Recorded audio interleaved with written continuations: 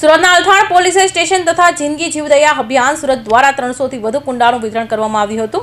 કાળઝાળ ગરમીમાં બોલ પક્ષીઓને પીવાનું પાણી મળી રહે તે માટે કુંડાનું વિતરણ કરવામાં આવ્યું હતું। આ કાળઝાળ ગરમીમાં પક્ષીઓને દાણા પાણી મળી રહે તે ઉદ્દેશ્યથી રોજે પક્ષીઓની તરસ છીપાવવા મોટા પાયે સેવાભાવી લોકો આગળ આવી રહ્યા છે।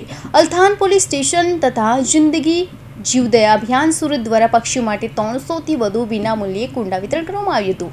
અલથાણ શ્યામ મંદિર પોલીસ ચોકી ખાતે કુંડાઓનું વિનામૂલ્યે વિતરણ કરવામાં આવ્યું હતું। મુફ્ત અને બિહરતા પક્ષીઓની તરસ છીપાવવા જિંદગી જીવદયા અભિયાન દ્વારા કરેલી પહેલને સતત આવકાર મળી રહ્યો છે અને અનેક લોકો સહાય માટે આગળ આવી રહ્યા છે અને પોતાની મેળે પણ પક્ષીઓ માટે વ્યવસ્થા ગોઠવી રહ્યા છે। શહેરમાં વધુમાં વધુ કુટુંબો સુધી આ કુંડાઓનું વિતરણ થાય તે માટે જિંદગી જીવદયા અભિયાન ટીમ આ ઝુંબેશ ઉઠાવી છે। હાલ ઉનાળાની સિઝન ચાલી રહી છે, તમે જોઈ રહ્યા છો કે ગરમીનું પ્રમાણ ખૂબ વધી ગયું છે।